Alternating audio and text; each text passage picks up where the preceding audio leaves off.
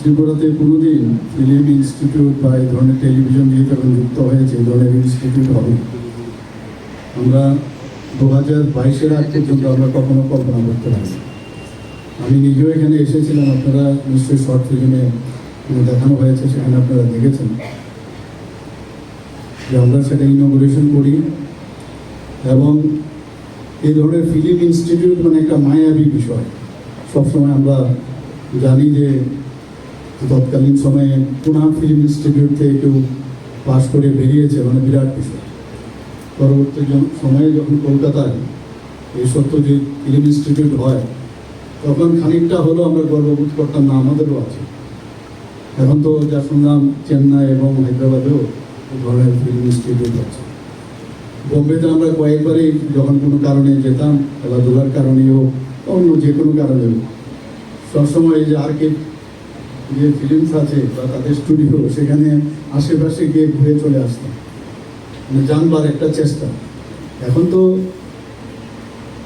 মানে পুরো দুনিয়ায় সোশ্যাল মিডিয়ার দৌলতে এবং আমাদের মানে হাতের মধ্যে যে মোবাইল থাকার কারণে নেট দুনিয়াতে সব কিছু আমরা জানতে পারি, দেখতে পারি, কোনো অসুবিধা নেই।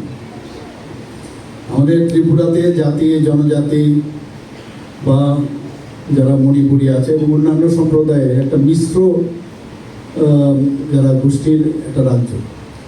এখানে ট্যালেন্টের কিন্তু কোনো অভাব নেই। এবং মাঝে মাঝে আমরা খবর পাই যে ত্রিপুরার ছেলে, তো অনেক আগের, আমি 70 দশকের কথা বলছি, সাম চক্রবর্তী, মানে হি ওয়াজ এ ফেমাস মিউজিক ডাইরেক্টর এবং আর ডি বর্মনের সাথে উনি কাজ করেছেন, আমার দাদার ক্লাসমেট ছিল। এরকম মাঝে মাঝে কয়েকটা ঘটনা আমরা শুনি। এখনও একজন ছেলের নাম আসছে, সে খুব ভালো করেছে। তো Tripura film and television institute আমাদের জন্য কিন্তু একটা গর্বের বিষয়। 2022 শুরু হয়েছে, 23-24 জায়গার বিষয় আছে, সেখানে স্টুডিওর দরকার। আমরা সেই দিনটির জন্য অপেক্ষা করে আছি। জায়গাও মোটামুটি একটা আমরা ডিসিশন নিয়েছি, সেটা যখন আসবে আমরা সেটা ফাইনাল করবো। এবং তাতে করে যে বিভিন্ন বিষয় এখানে আমরা শুধু যে ফিল্ম অ্যান্ড টেলিভিশন তো পরে আসলো, ইনস্টিটিউট মানে আমরা ধরে নিই যে এটা বোধ হয় খালি যারা অ্যাক্টিং করে তাদের জন্য, সেটা না।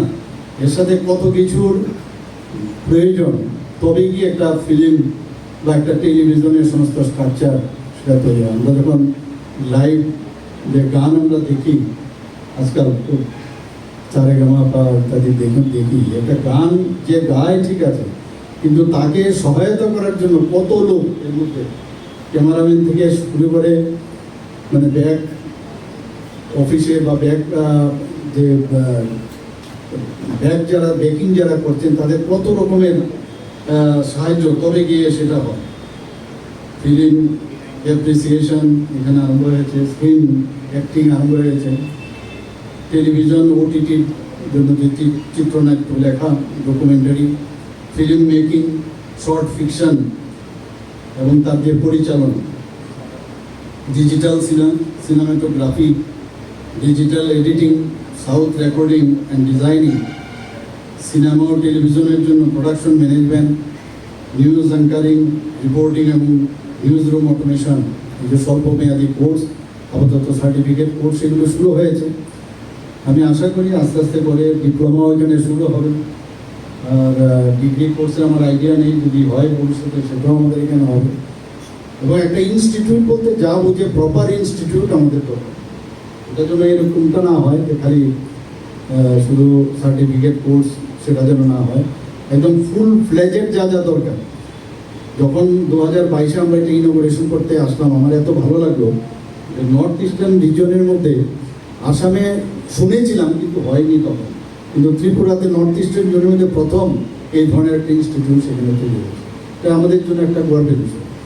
আমি গত বছরে এসেছিলাম, যারা এখানে স্টুডেন্ট তাদের সাথে আমি বার্তালাপও করেছি, তারাও দেখলাম ওদের face is the index of mind. আমরা জানি ওদের যে কথাবার্তা এবং তাদের যে এই ধরনের একটা প্ল্যাটফর্ম আজকে পেয়ে গেছে।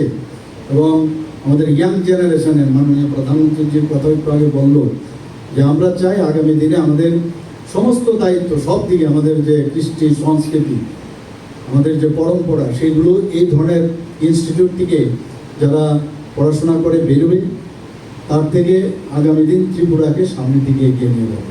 আমি নিশ্চিত তারা করতে পারবে। ওদের সাথে আমি যখন কথা বললাম, আমি দেখতে পেয়েছি ওদের মধ্যে কিন্তু স্পার্ক ছিল, এবং সেই স্পার্কে এখন আজকে হয়তো বা শর্ট কোর্স হচ্ছে, ভবিষ্যতে যখন যেটা আমাদের কলকাতা থেকে আগত যে ডাইরেক্টর সাহেব নিজে বলছেন যে বাইরে গিয়ে দরকার নেই, এখানেই সব হচ্ছে।